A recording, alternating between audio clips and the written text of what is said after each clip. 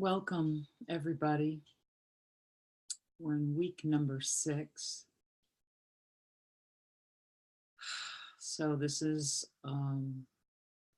we have 3 more weeks this week and 2 more weeks. That's amazing. And I feel like when I think about where we've been, where we started, what's unfolded, it's kind of mind-blowing.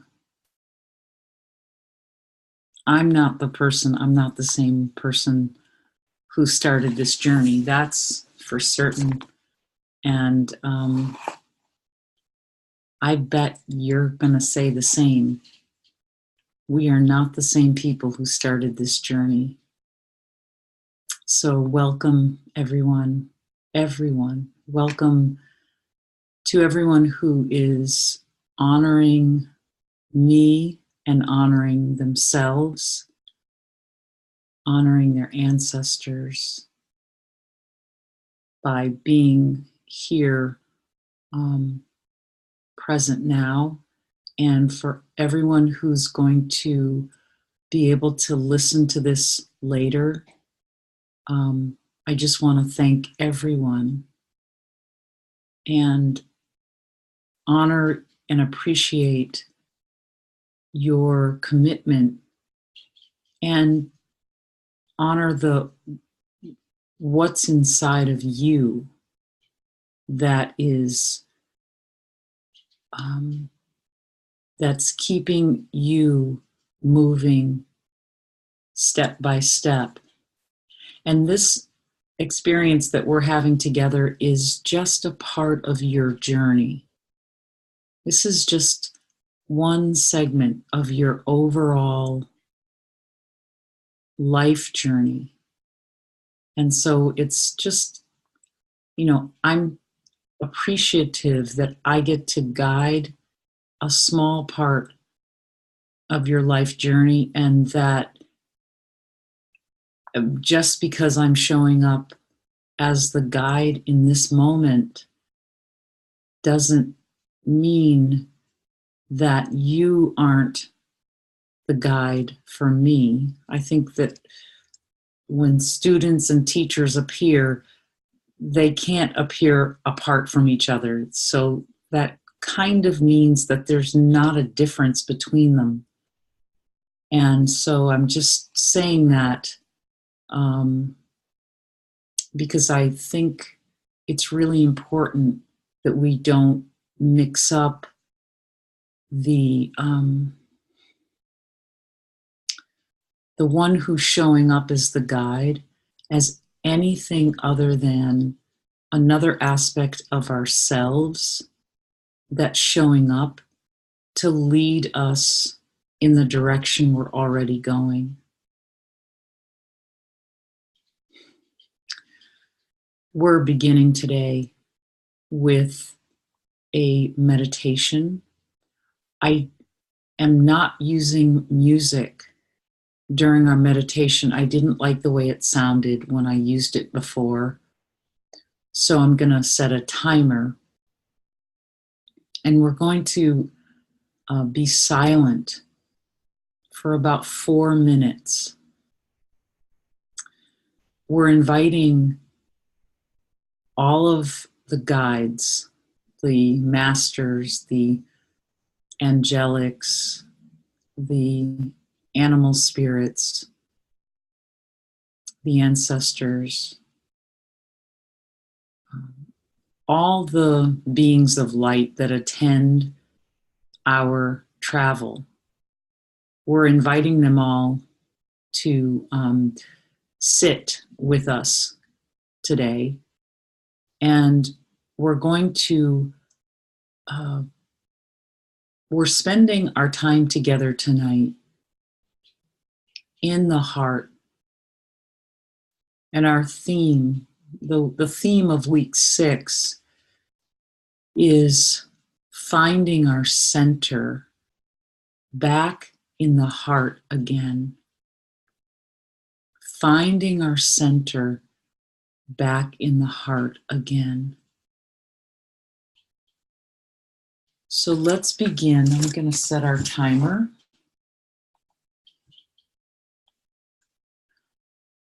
Become comfortable, but not so comfortable that you would fall asleep or zone out. So you want to sit. If you can sit, please close your eyes and just be able to have the column of the spine. The spine is the main energy channel for the physical being. And we like when we're inviting energy to be a clear channel. So being able to sit up straight, relaxing the shoulders away from the ears, deepening the breath.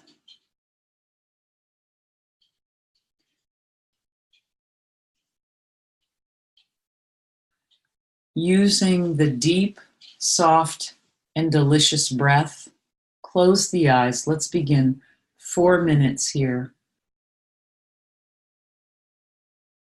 Back to center in the heart.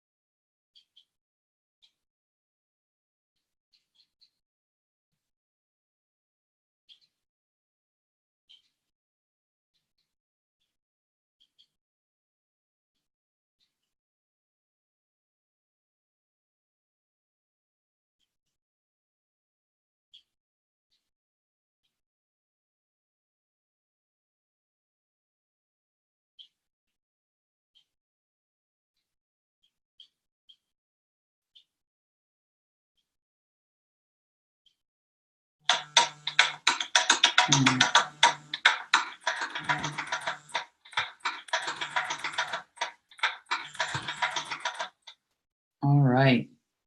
That's made me jump when that timer went off. So that entering a time of quiet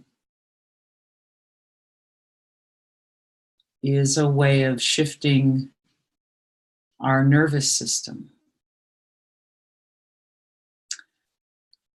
And we are evolving,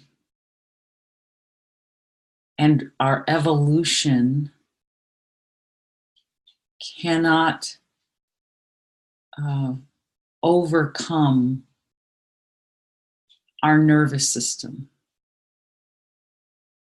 And so we have to consciously, voluntarily be the ones who shift the nervous system. So we're conscious, we're consciousness evolving itself by placing itself in the only chemistry, physiology, energy, emotion that has the ability to access spirit. So our ability to be in touch with, informed by, supported, and nourished by spirit, or the source energy, that experience and relationship comes because we decide to shift into that nervous system. And the way we do it, we've gotten some tools in Spirit Guided Fitness using our breath practice, the deep, soft, and delicious breath practice is our most powerful, available, easy to use tool to shift the nervous system.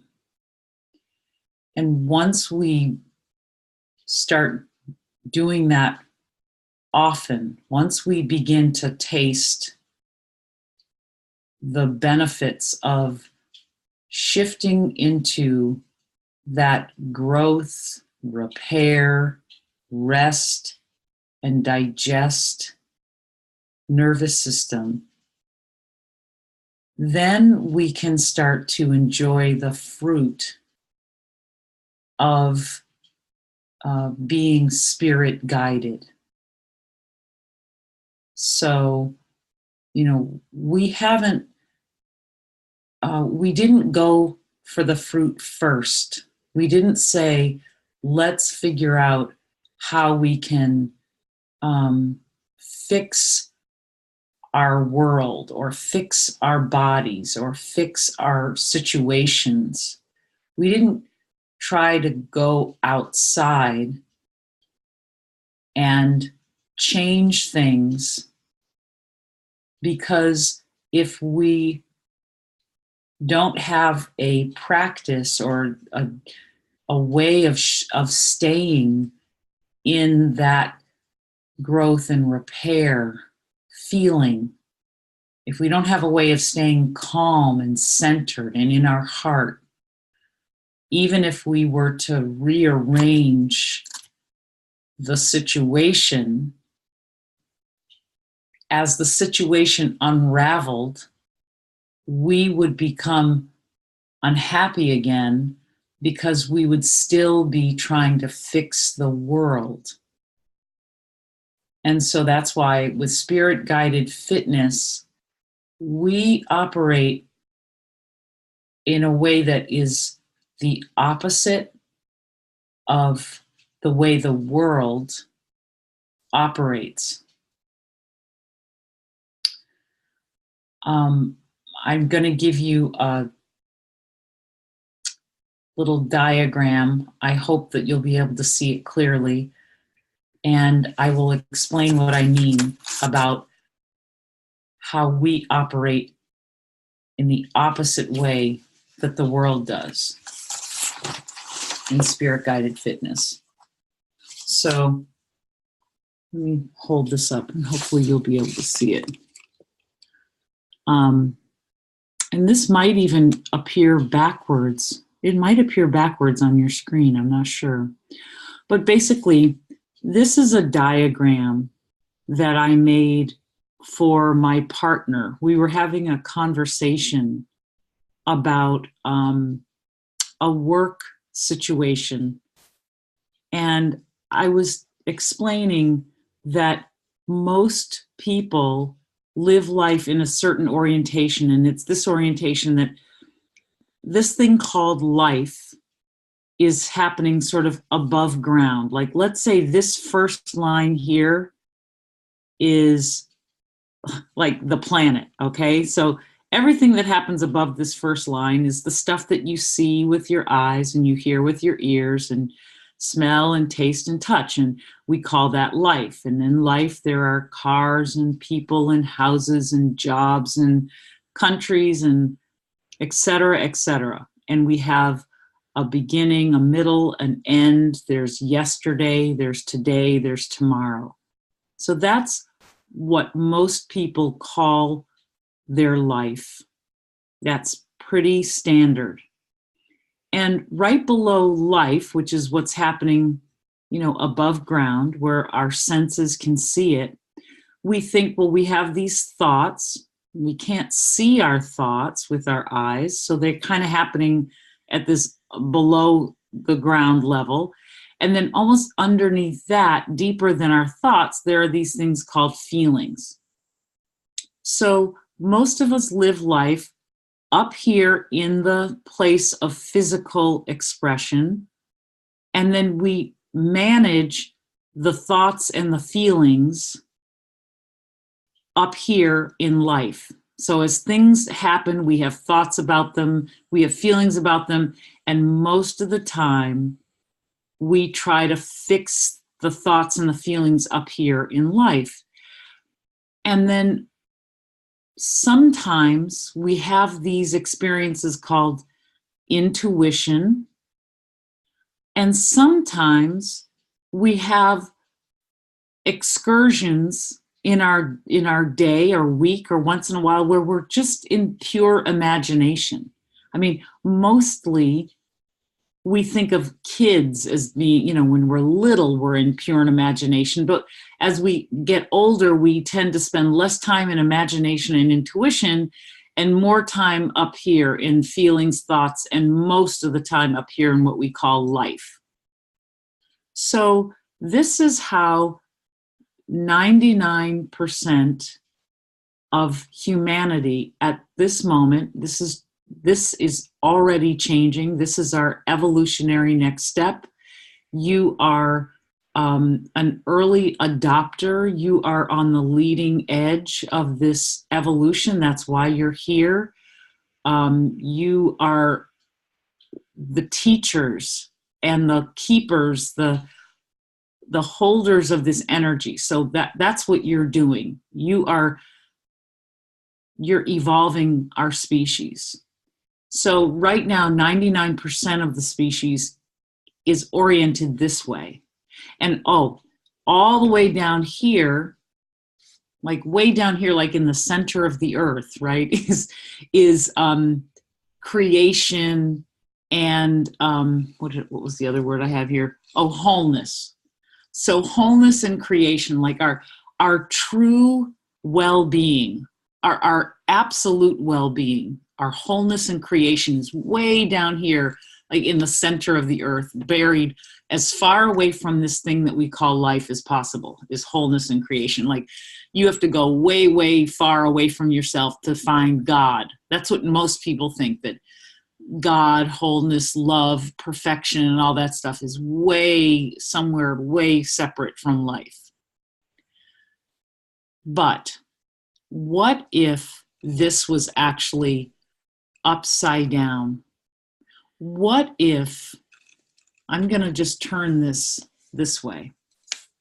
What if life, what we've been calling life, is what's really the farthest thing from our actual reality, which is wholeness and creation, and that our access to our wholeness and creation is as close to us as we let ourselves use our imagination and our intuition.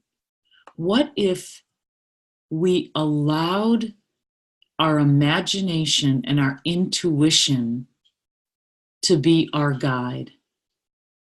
And if we let our imagination and intuition guide our feelings, our thoughts, and our life. So we're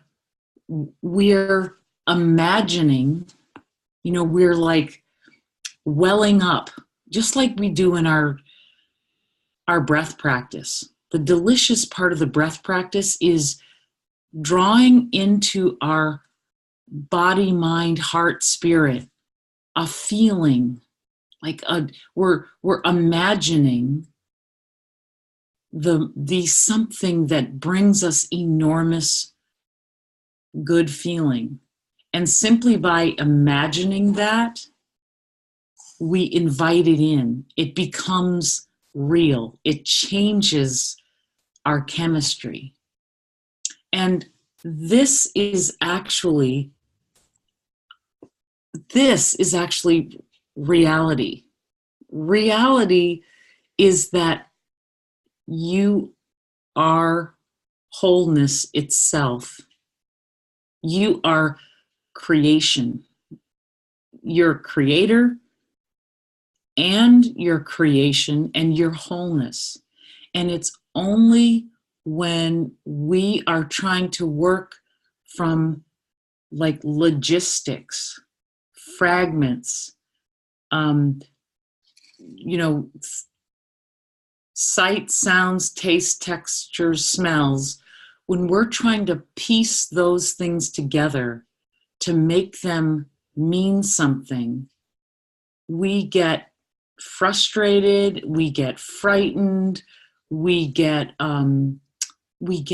bossy, we can get resentful, because we're trying to use running around, fixing things, solving things, thinking thoughts and feeling feelings. We're trying to substitute these ideas for this reality. And so whenever we are operating upside down, whenever we are operating as if the life that we see from our eyes, that has a yesterday, a today, and a tomorrow, a beginning, a middle, and an end, whenever we're oriented that way, we feel frightened, and we are primarily in our fight, flight, freeze nervous system, because we're always reacting, because we're not giving ourselves permission to create. So week 6, we're reinforcing our investment in what we truly are, so that we can begin to investigate what it is that we want to do. Like once we actually know who we are, and we're starting to really get to know who we are. Once we know who we are, then we know, oh, I'm an oak tree. You know, once you know you're an oak tree, I make acorns. You know what you do. But if you don't know what you are, you have no idea what you're doing, what's the right thing for you. And what we're learning and what we're knowing is that we're creators and that we're here to use our creative abilities, our imagination, and our intuition. That's our heart. That's the realm of the heart. That's the realm of the ancestors, the guides, the spirits, angels, masters, all of these beings of light that every wisdom tradition points to, the invisible hands. We are here to be a welcoming space for the invisible to work through us. And the reason that we have spent so much time with our breath practice and more with just being quiet, just in the quiet, is that it's in the quiet that we can begin to receive wisdom that takes the form of amazing action. Like we don't start by running around. Like when we thought when we thought this was true, when we thought life was the top, all we do when we act like life is the top of the heap is we spend all of our time running around, you know, searching, being addicted to all kinds of, you know, being addicted to chaos, hoarding stuff, you know, going on social media and driving ourselves crazy, buying things we don't even really want, people pleasing, being indecisive, because we just don't know. So this orientation is inherently crazy making. And in spirit guided fitness, so I'm going to put this down because I think we got that. In spirit guided fitness, the fitness that we are cultivating is both physical, it's emotional and mental, and it's spiritual. It's the whole package. I can't separate. Creativity and creation is whole.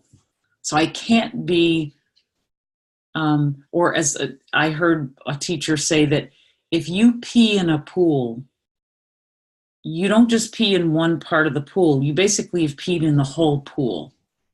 So I can't be well in just one area and then not well in other areas and think that that's not affecting everything.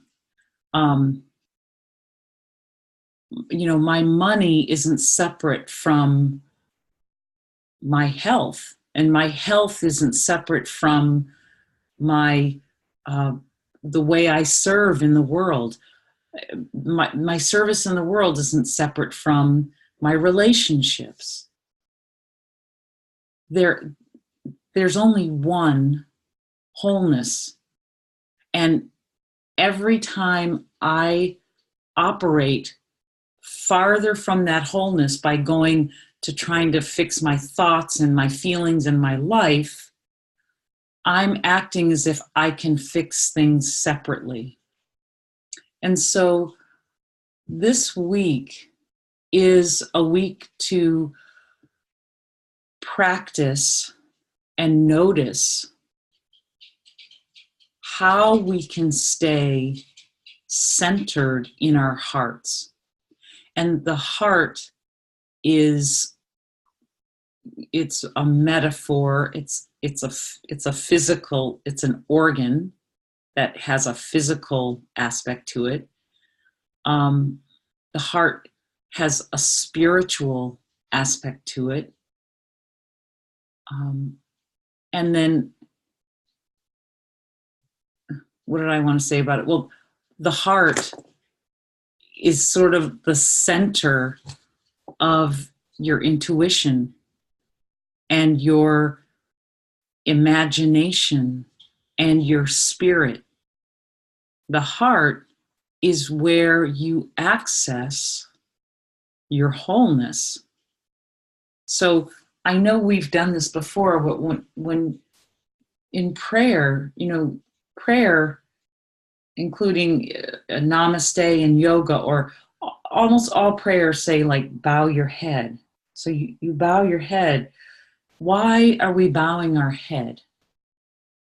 We're bowing our head as a symbolic gesture that this cognitive capacity is meant to be the servant of wholeness, of imagination, intuition, and creation. So I don't think about what to do. If I'm thinking, okay, what do I do? I'm thinking that life is the center. Thoughts, feelings, life. Rather, we're here to drop into heart, into creation, into like feeling imagination. And anytime that we are accessing appreciation, anytime that we are accessing our natural like curiosity, we're softening, that softening of the heart. Anytime that we're softening and we're opening, anytime that we're experiencing yes in this part of our body, when this aspect of us says yes, and it's saying yes to whatever the conditions are, we are the energetic channel. We are the energetic opening for creativity and creation. And that's how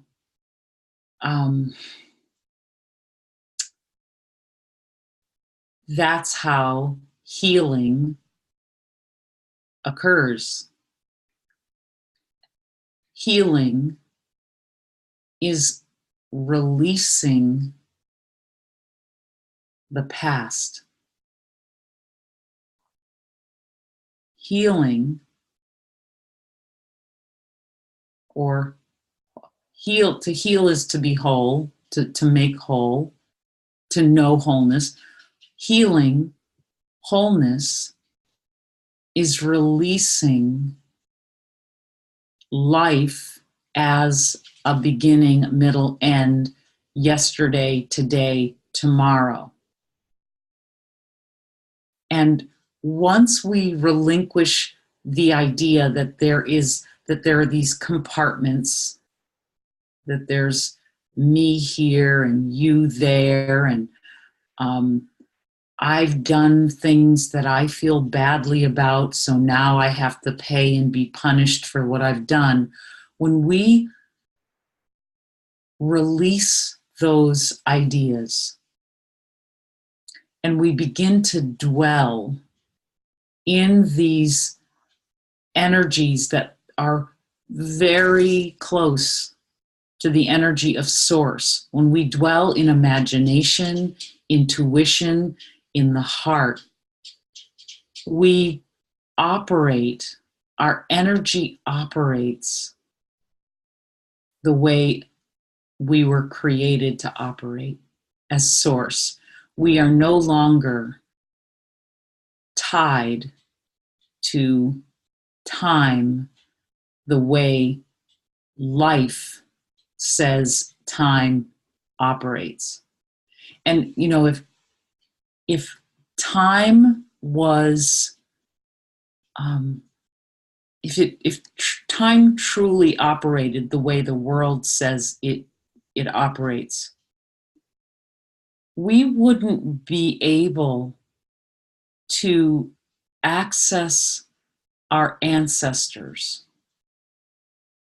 because we're saying that, you know, the past isn't here.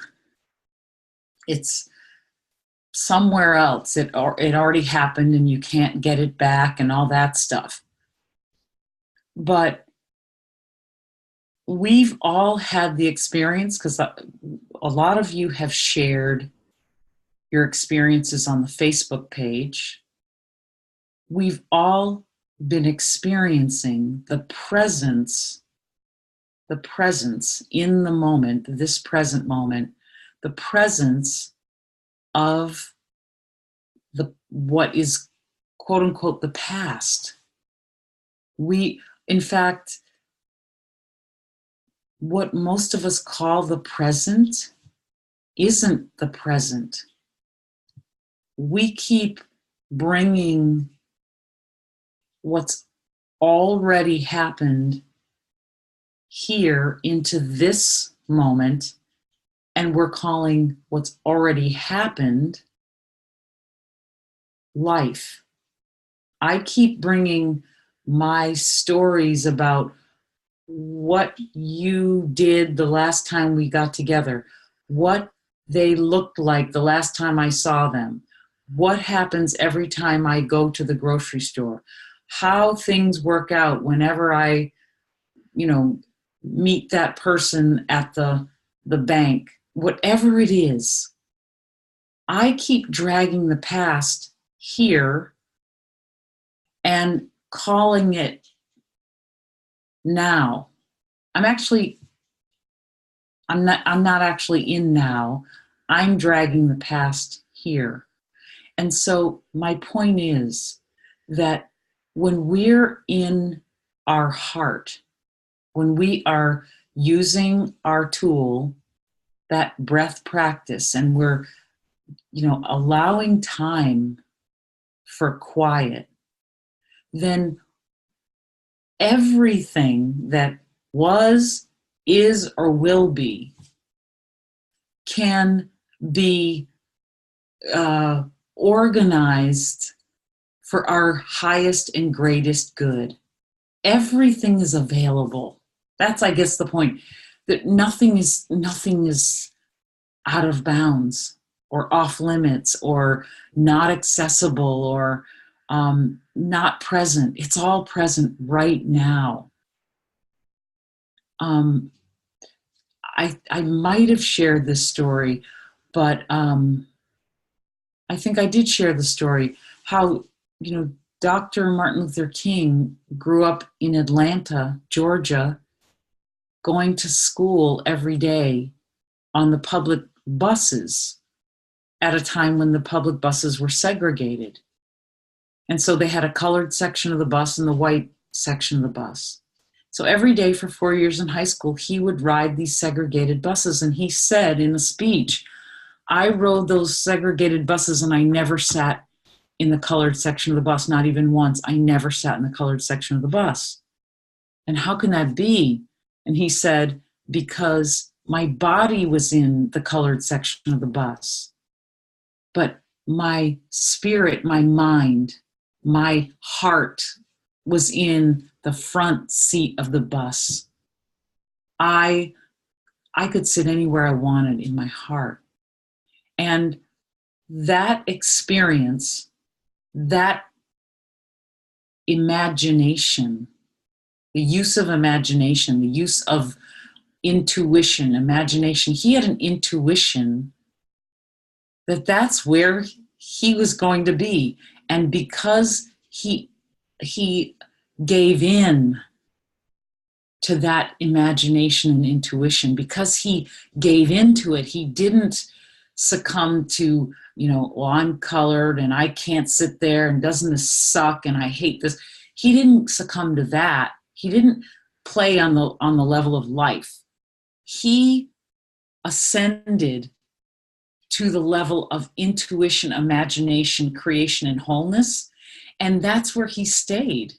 That's why he gave a speech called I Have a Dream, because that's what people who use imagination, we call them dreamy. You're so dreamy. You're such a dreamer. Come back to earth. Well, you know what? Don't. We need you to dream, to imagine. We need you to be bold and intuitive and grounded in your imagination.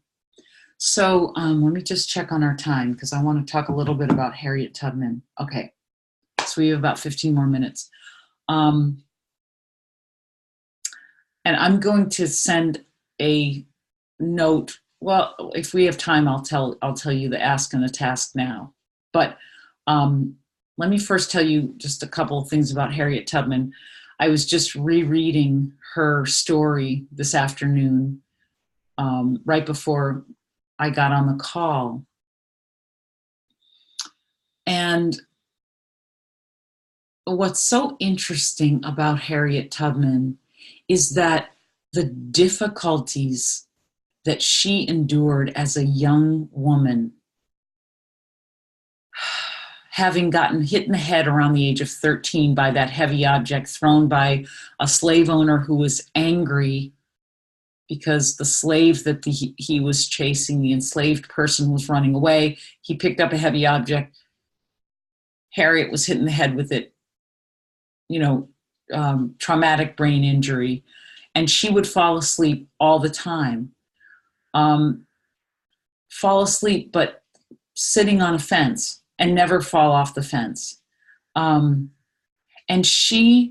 her brain was organizing into a new way of being. That's, as she reflected back, that's what she realized was happening. Her whole being was upgrading to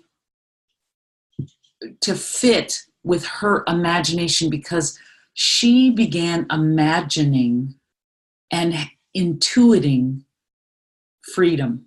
Like, she began from a very young age to imagine being free, and her whole family being free.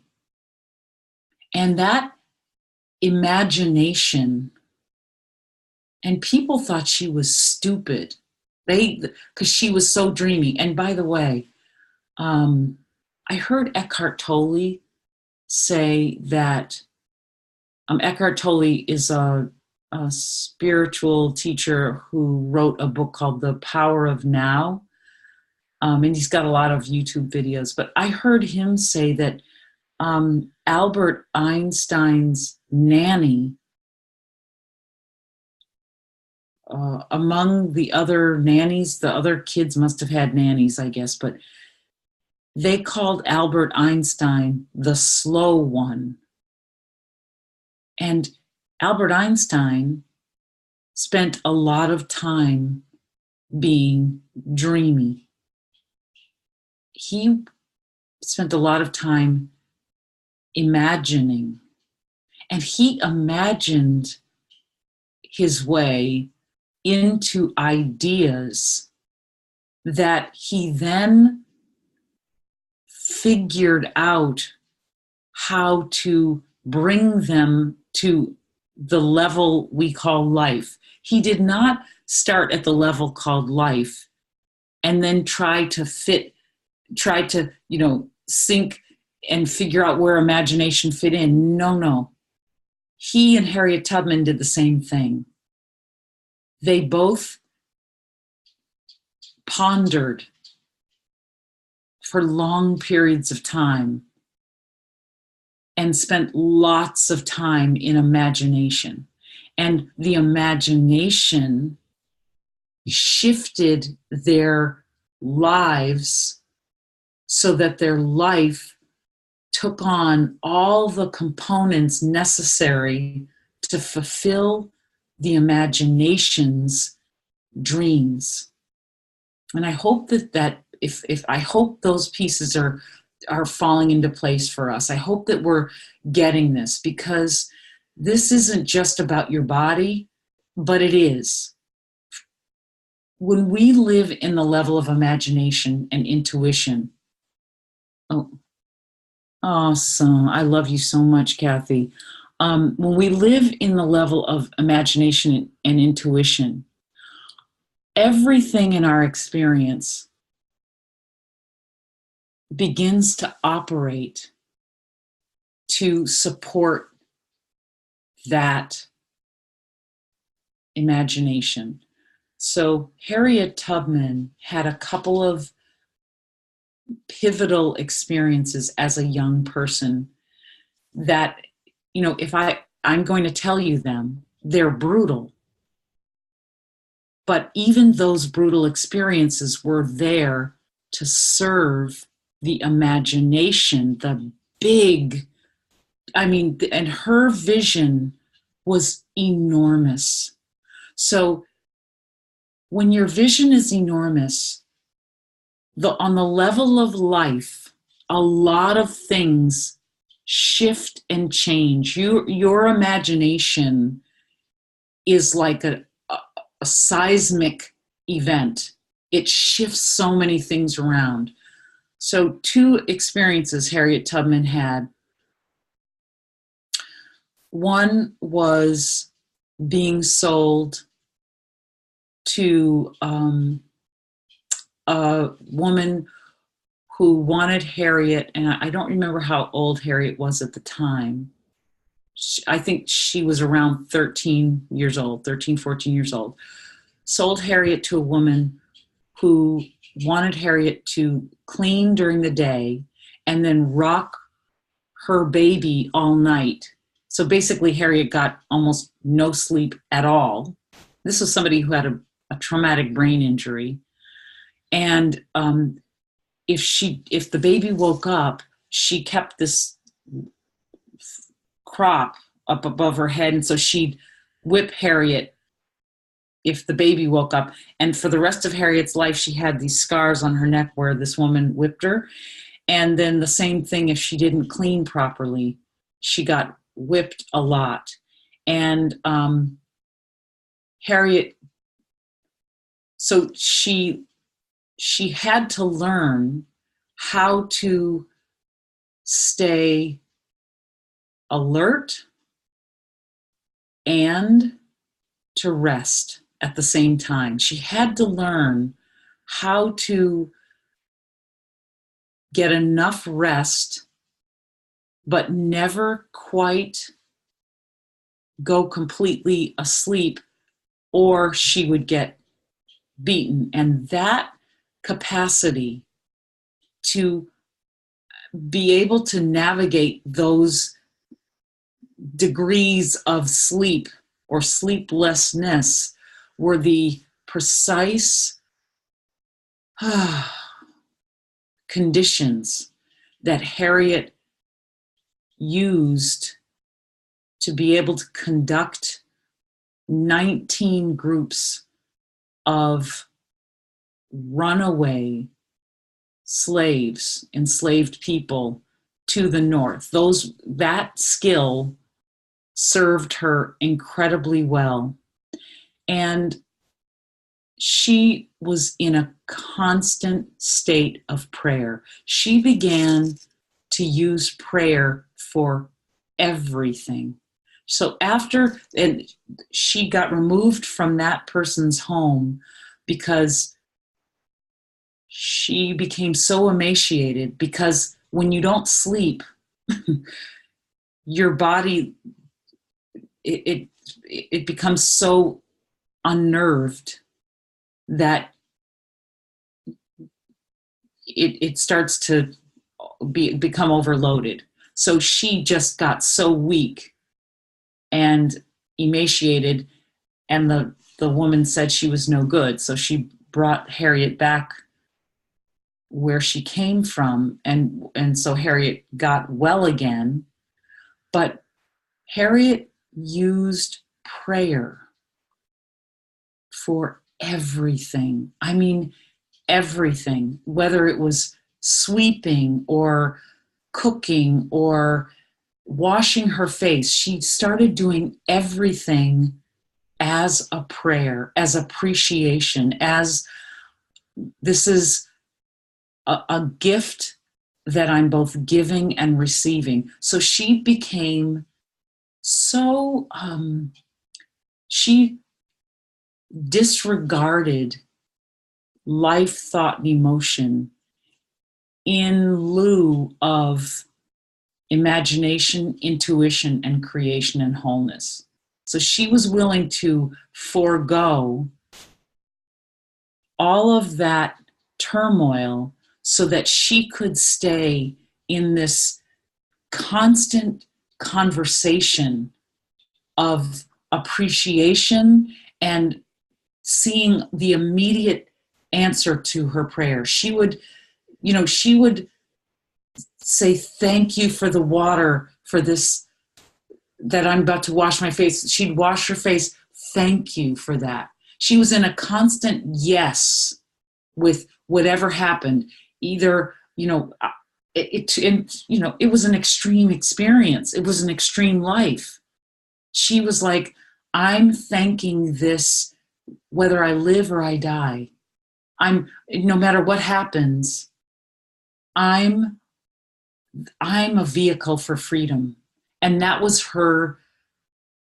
She lived purely in that relationship with her creation and her wholeness.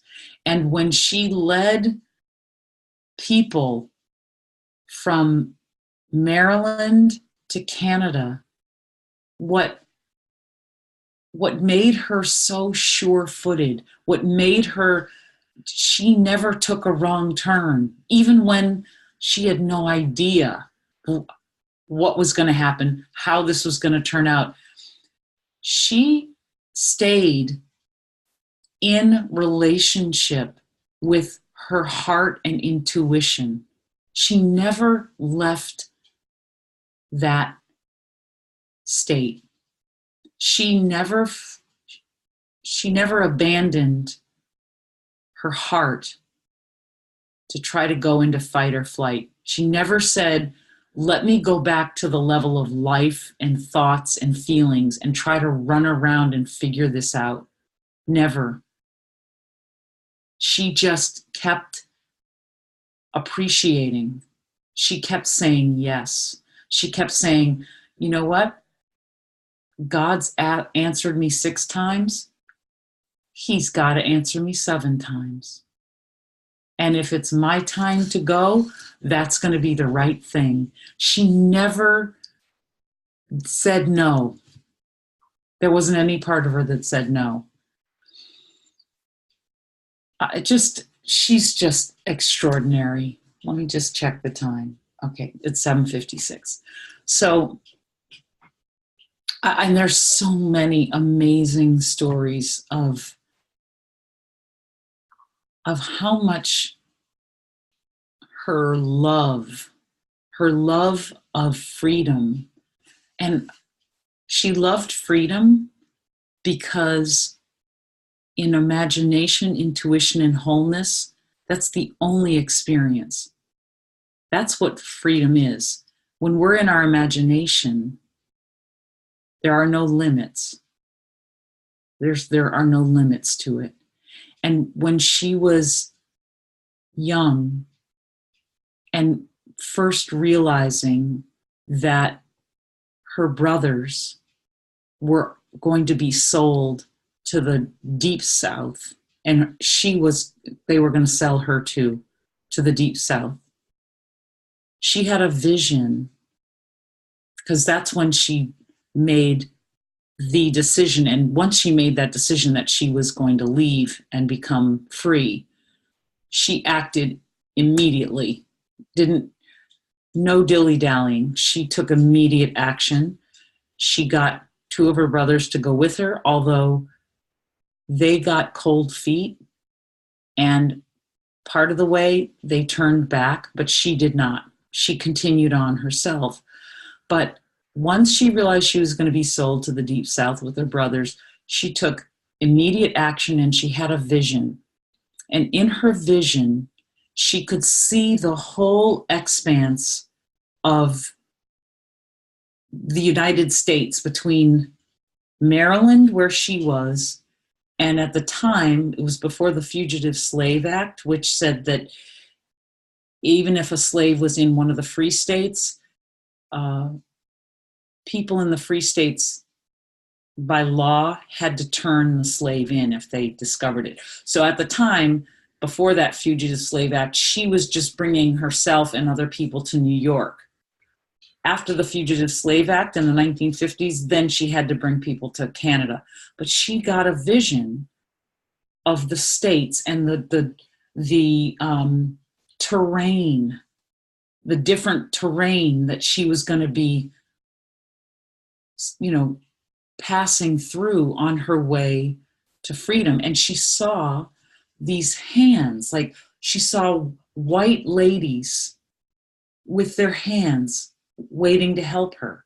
And those white ladies and white men were Quakers.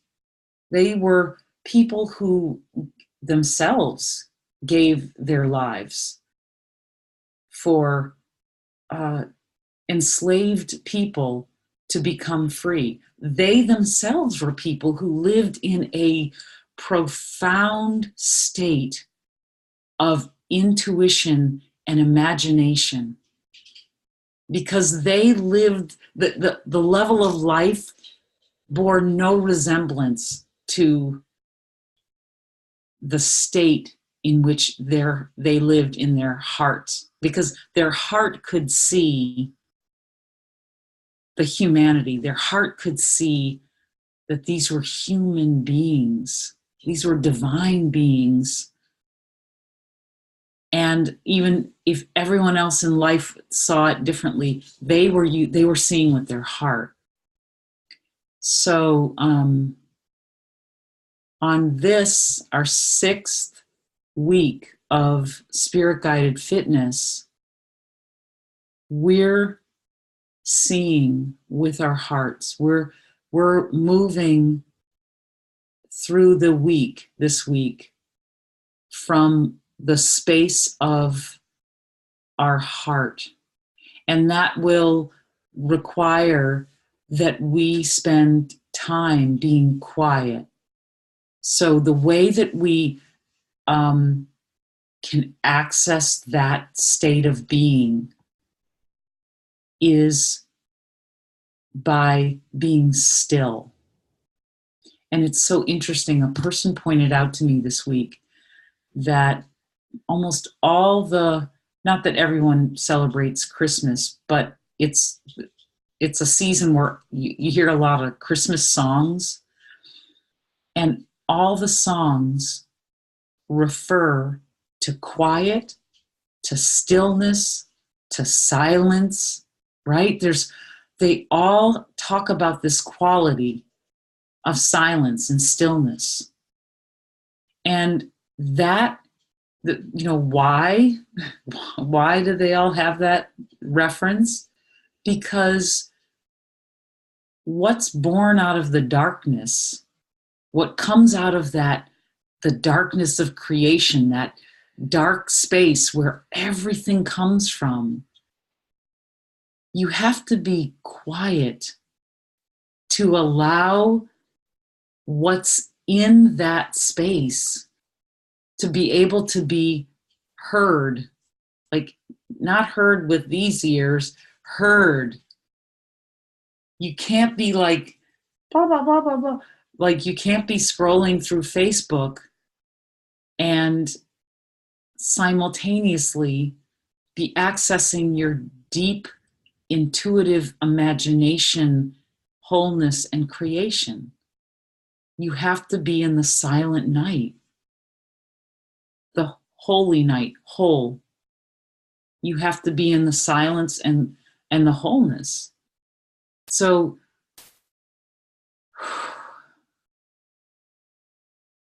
this week, allow yourself to be in the silence and in the wholeness.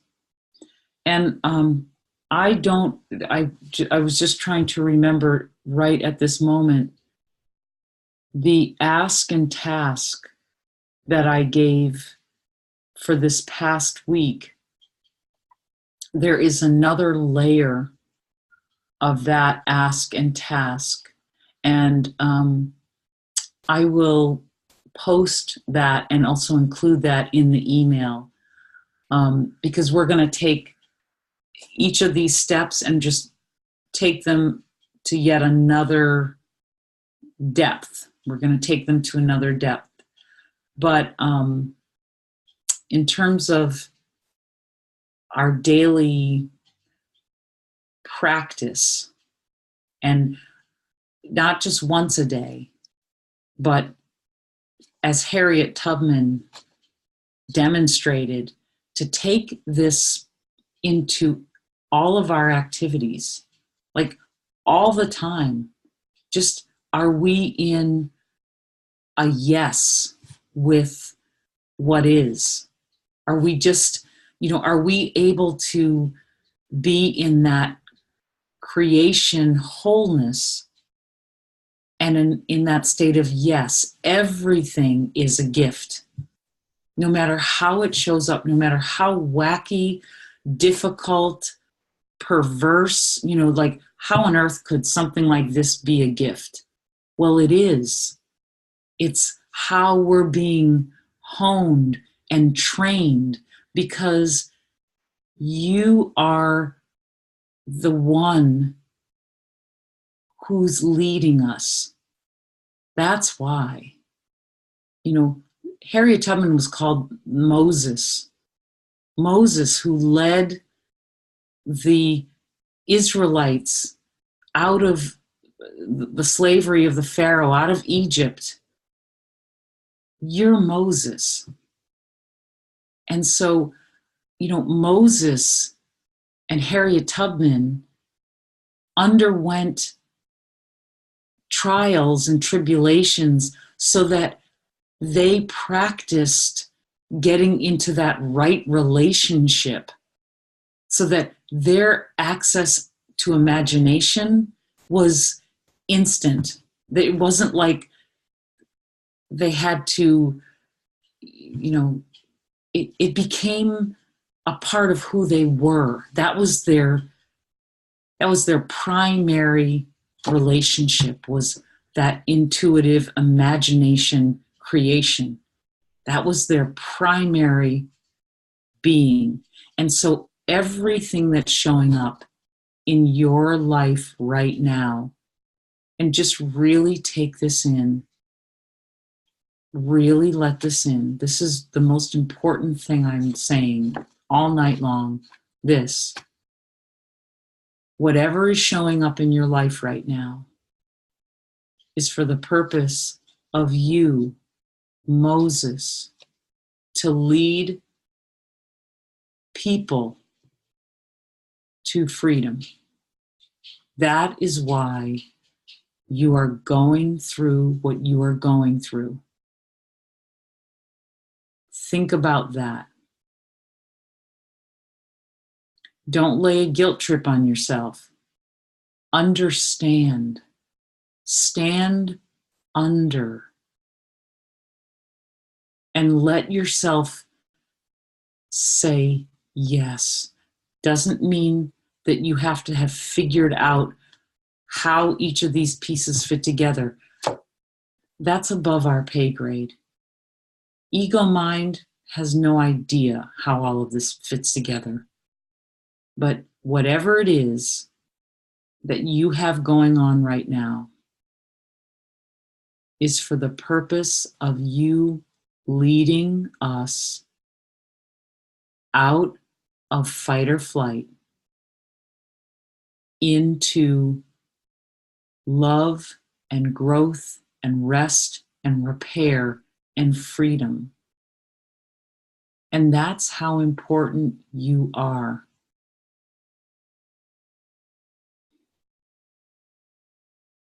And that's the truest thing that will ever be said about you.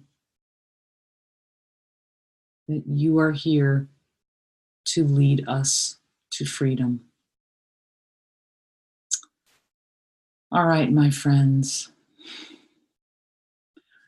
I love you. I love being in this relationship with you, on this journey with you, knowing what we know about each other. And knowing that is a freedom itself. It takes some of the sting of some things that show up for us, we take very personally. We take it, we become very upset because we believe that what's happening is because of something we've done. That if it weren't for, our weakness, if it weren't for the mistake we made, if it weren't for how we behaved, such and such a thing wouldn't happen. And that is not true. You have no control over that.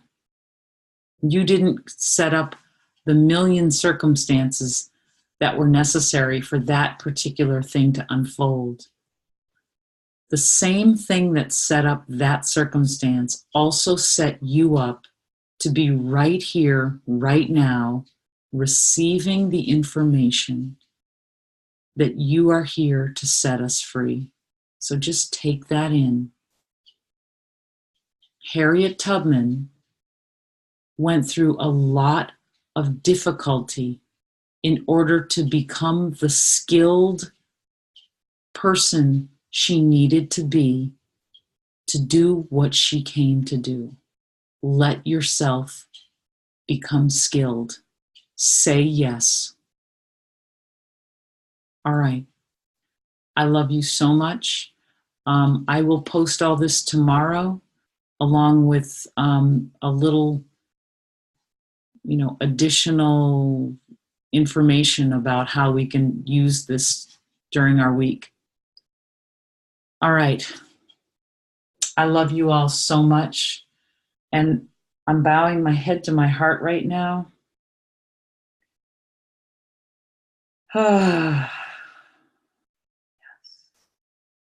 Namaste. Good night. I love you.